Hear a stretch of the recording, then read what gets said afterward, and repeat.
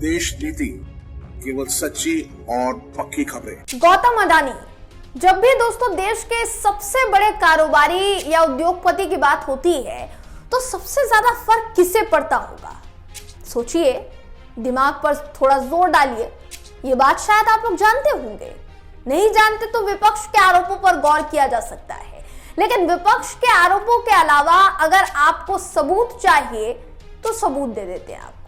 अडानी पर report release होती है तो गुजरात पुलिस की तरफ से फाइनेंशियल टाइम्स के पत्रकारों को समन जारी कर दिया जाता है। अब देश की सबसे बड़ी अदालत सुप्रीम कोर्ट ने ना सिर्फ गुजरात पुलिस को झटका दिया बल्कि गौतम अडानी को भी झटका दे दिया है। दोस्तों, कैसे इस खबर में आपको बताऊंगी। नमस्कार, मेरा नाम है जयंती झा और आप देख रहे हैं देश नीति। देश में सबसे सवाल पूछिए, लेकिन मोदी जी या मोदी जी के मित्रों से सवाल मत कीजिए। चलिए, जनता तो सवाल ना पूछे, लेकिन क्या पत्रकारों अखबारों को भी सवाल पूछने का अधिकार नहीं है? पत्रकारों का तो काम ही सच उजागर करना है ना। वो अलग बात है कि हमारे देश की मीडिया चुप बैठी है, लेकिन जो विदेशी पत्रकार है, जो विदेशी अखबार है, जिनके देश में आजादी है, उनको भी सवाल पूछने देने की सजा मिल रही है क्या? इस बार भी कुछ ऐसा हुआ दोस्तों, मगर सुप्रीम कोर्ट ने इनका सारा प्लान चौपट कर दिया। फाइनेंशियल टाइम्स के 2 पत्रकारों की गिरफ्तारी पर सुप्रीम कोर्ट ने रोक लगा दी है। जी हाँ, गुजरात पुलिस ने फाइनेंशियल टाइम्स के दोनों पत्रकारों बेंजामिन निकोलस और क्लोए नीना कोनिश, इनको एक निवेशक की शिकायत के बाद समन जारी किया था। सुप्रीम कोर्ट ने पुलिस से कहा कि पत्रकारों के खिलाफ कोई कड़ी कार्यवाही न की जाए, साथ ही पत्रकारों को पुलिस जांच में सहयोग करने की निर्देश उन्होंने दिए हैं। अब आपकी जानकारी के लिए बताना चाहूंगी दोस्तों, गुजरात पुलिस ने फाइनेंशियल टाइम्स के दोनों पत्रकार बेंजामिन निकोलस ब्रूक पार्किन और क्लोए नीना कोनिश, इनको निवेशक की शिकायत के बाद प्रारंभिक जांच के लिए बुलाया था। और ये जो शिकायत है, अगस्त महीने में जब फाइनेंशियल टाइम्स द्वारा OCCRP की और गार्जियन के सहयोग से अडानी समूह के खिलाफ दोस्तों एक रिपोर्ट प्रकाशित की गई थी, उसके बाद ये समन जारी किया गया। दोनों पत्रकारों का प्रतिनिधित्व कर रहे वरिष्ठ अधिवक्ता सिद्धार्थ अग्रवाल ने बेंच को यह बताया कि याचिकाकर्ता वो पत्रकार नहीं है जिनको वो पत्रकार समझा जा रहा है कि जिन्होंने रिपोर्ट लिखी है। वकील ने दावा किया कि पत्रकारों को अभी तक FIR की कॉपी भी नहीं मिली है और ये वो पत्रकार भी नहीं है जिन्होंने रिपोर्ट लिखी है। आपकी जानकारी के लिए बताना चाहूंगी, क्लोए फाइनेंशियल टाइम्स की मुंबई से रिपोर्टर हैं, जबकि बेंजामिन जो है दिल्ली से रिपोर्ट करते हैं।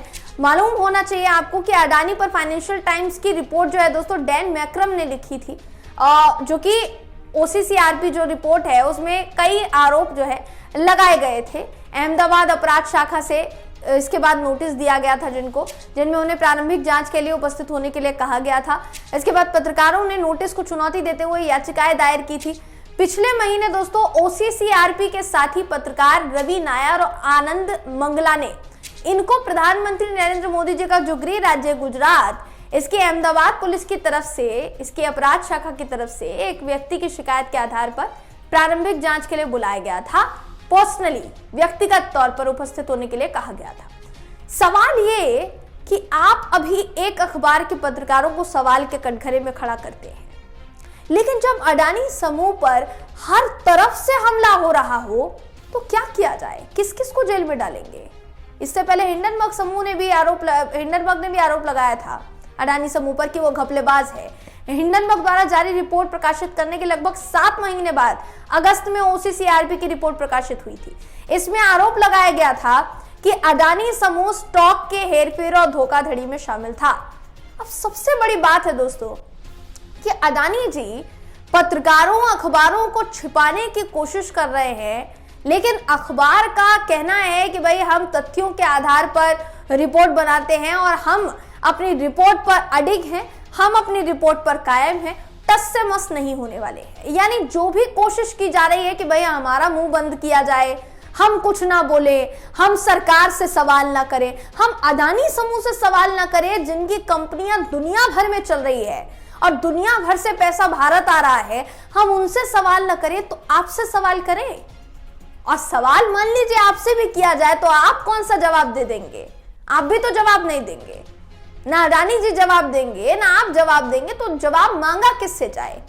दोस्तों, ये वही रिपोर्ट है और ये उसी रिपोर्ट को लेकर पत्रकारों पर दर्ज की गई ये मामला है जिस रिपोर्ट को राहुल गांधी ने अपने हाथ में लेकर दिखाया था कि देखिए बाहर के जो अखबार हैं वो इतनी बड़ी बड़ी रिपोर्ट्स छाप रहे हैं, बावजूद इसके हमारे देश की जो एजेंसियां हैं वो खामोश बैठी हैं, उनसे अडानी ग्रुप की जांच नहीं हो पा रही है।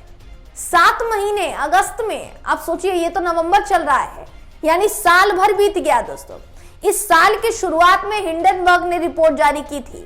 अब तक अडानी समूह, हाँ ये अलग बात है कि जब हिंडनबर्ग ने रिपोर्ट जारी की तो अडानी समूह को उसका नुकसान झेलना पड़ा, शेयर जो है धड़ाम देना नीचे गिर गए थे।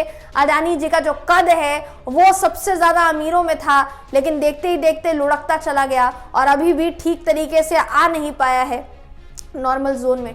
लेकिन कहा यह जा सकता है दोस्तों कि हिंडनबर्ग ने जो आरोप लगाए वो बेहद गंभीर थे, बावजूद इसके अडानी जी के समूह पर ऐसी कोई कार्यवाही होती हुई नजर आई नहीं। सेबी बार बार ये बोलता रहा कि भाई हमें तो सबूत ही नहीं मिल रहे हैं, हम कहां से खोजे सबूत, हम कहां से लाए। इसीलिए राहुल गांधी ने कहा था कि भाई बाहर के जो अखबार हैं उनको सबूत मिल जा रहे हैं, वो एक के बाद एक रिपोर्ट छाप रहे हैं, हमारे देश की एजेंसियों को सबूत क्यों नहीं मिल रहा है। हमारे देश में रहकर आप अपने ही देश के कारोबारी का सबूत नहीं ढूंढ पा रहे हैं कि उनके ऊपर जो आरोप लगे हैं वो सही है या गलत है। कम से कम तथ्य तो पेश कीजिए, अभी तक जो जांच की है उसके तथ्य तो पेश कीजिए, या जांच हुई ही नहीं है, ये भी सवाल उठते हैं दोस्तों। और ऐसे कितने सवाल उठाए जाएं, आखिर ऐसे कितने सवाल उठाए जाए जिसके बाद सरकार जागेगी, जिसके बाद केंद्रीय एजेंसियां जागेंगी। केंद्रीय एजेंसियों को महुआ मोइत्रा के पीछे पड़ना है, केंद्रीय एजेंसियों को बाकी लोगों के पीछे पड़ना है, छत्तीसगढ़ में 508 करोड़ के घोटाले का आरोप लगाना है, लेकिन वहीं दूसरी तरफ हमारे देश के एक बड़े उद्योगपति पर करोड़ों रुपए का घोटाले का आरोप लगता है, लेकिन जांच के नाम पर क्या हो रहा है ये आपकी नजरों के सामने है। जो पत्रकार तथ्यों के साथ रिपोर्टिंग करते हैं उन पत्रकारों को समन जारी कर दिया जाता है, उन अखबारों का मुंह बंद करने की कोशिश की जाती है। क्या ये सही है दोस्तों? अपनी राय कमेंट करके जरूर बताइएगा। वीडियो अगर आपको पसंद आया हो तो वीडियो को लाइक कीजिए, शेयर कीजिए, चैनल को सब्सक्राइब करना बिल्कुल भी ना भूलें। फिर मुलाकात होगी आपसे अगली वीडियो में, तब तक के लिए नमस्कार। आपका एक सब्सक्राइब हमारे लिए महत्वपूर्ण है। देश नीति को अभी सब्सक्राइब करें और बेल आइकन को दबाना ना भूलें।